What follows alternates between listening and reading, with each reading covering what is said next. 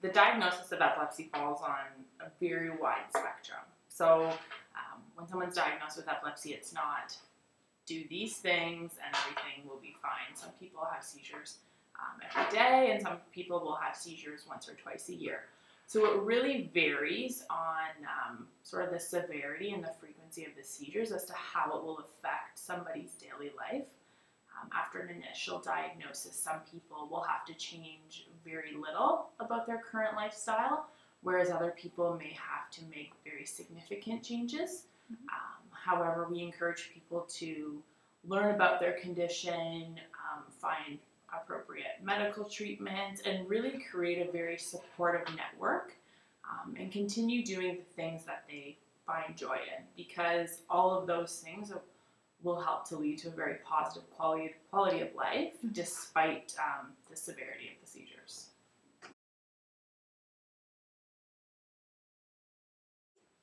Again, it kind of depends on the specific person, so how frequently they have seizures, and how severe their seizures are.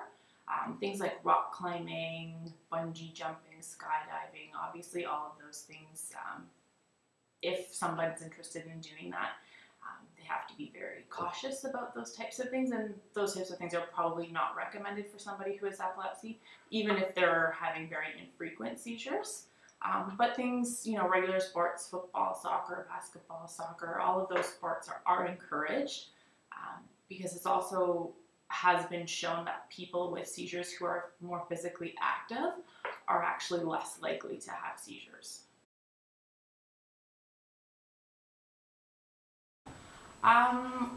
Epilepsy can definitely have an impact on all types of social relationships. So seizures in themselves are very unpredictable.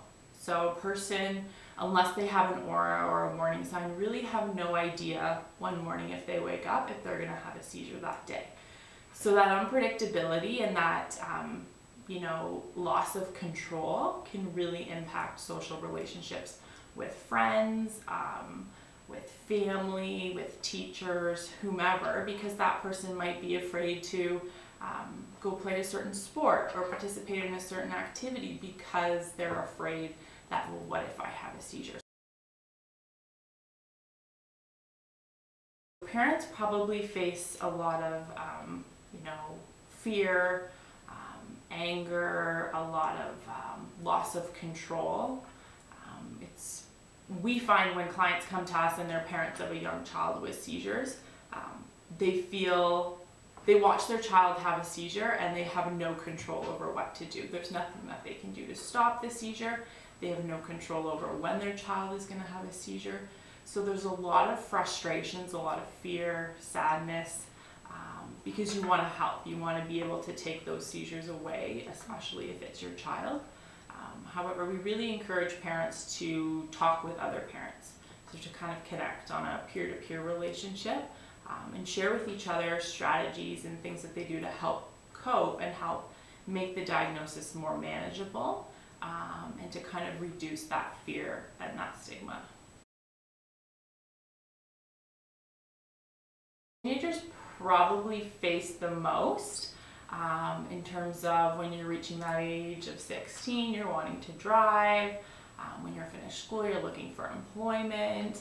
So those are probably the biggest barriers or the biggest struggles for teens, are wondering whether or not they're going to ever be able to drive, and definitely wondering whether or not they're going to be able to sustain any type of employment.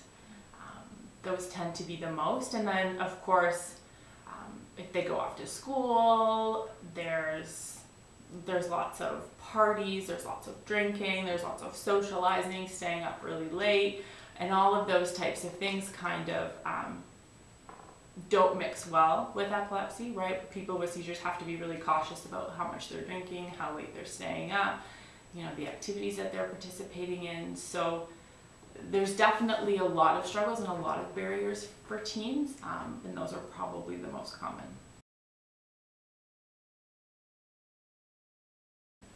There definitely are, probably within the schools, employment especially. So a lot of the times people will be at a job and they won't have disclosed that they have seizures, or perhaps they don't even have seizures yet. Then all of a sudden they have a seizure one day, their employer finds out, the next thing they know they've been fired. What a lot of people don't know is that that's completely against the law, right? That you are not allowed to be fired for reasons of having a seizure. Obviously, there are certain occupations where a person with epilepsy would be unable to do. However, that doesn't mean that accommodations can't be made within the workplace. So we're definitely still seeing discrimination in society. However, again, part of what we do as an organization is to help educate employers and to help share with them sort of what epilepsy is, what seizures are, and how valuable it can be for them to have somebody on their team who has seizures, and how much information that they can learn from them.